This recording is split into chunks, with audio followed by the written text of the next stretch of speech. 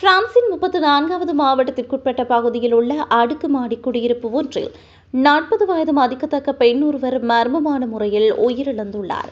அவரது 4 வயது மகள் தாயின் சடலத்திற்கு அருகில் பல நாட்கள் சோகத்துடன் அமர்ந்திருந்த சம்பவம் பெரும் அதிர்ச்சியை ஏற்படுத்தியுள்ளது. கடந்த 29ஆம் தேதி முதல் அந்த பெண்ணிடமிருந்து எந்த ஒரு தகவலும் வராததால் உறவினர்கள் போலீசாருக்கு தகவல் கொடுத்தனர். சம்பவ இடத்திற்கு விரைந்த மீட்புக் குழுவினர் வீட்டின் ஜன்னலை உடைத்து உள்ளே சென்று பார்த்தபோது தாயின் சடலத்தை கண்டெடுத்தனர். அங்குள்ள சோஃபாவில் அந்த பெண்ணின் 4 வயது சிறுமி அதிர்ச்சியடைந்த நிலையிலும் உடம்பில் நீர்ச்சத்து குறைந்த நிலையிலும் மீட்கப்பட்டுள்ளார்.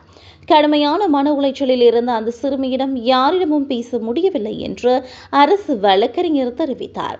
வீடு உள்ளே இருந்து பூட்டப்பட்டிருந்ததாலும் திருட்டு அல்லது மோதலுக்கான எந்த ஒரு தடயமும் இல்லாததாலும் இதில் வெளிநபர்களின் சதி இருக்க வாய்ப்பில்லை என்று முதற்கட்ட விசாரணையில் தெரிய வந்துள்ளது.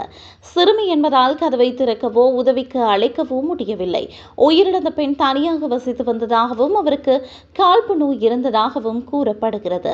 அந்த பெண் வலிப்பு ஏற்பட்டு மூச்சு திணறலால் இறந்திருக்கலாம் என்ற கோணத்தில் தற்போது விசாரணைகள் நடத்தப்பட்டு வருகின்றன. உயிரிழப்புக்கான துல்லியமான காரணத்தை கண்டறிய பிரேத பரிசோதனைகள் மேற்கொள்ளப்பட்டுள்ளன. உயிரிழப்பிற்கான துல்லியமான காரணத்தை கண்டறிய பிரேத பரிசோதனைக்கு உத்தரவிடப்பட்டுள்ளது.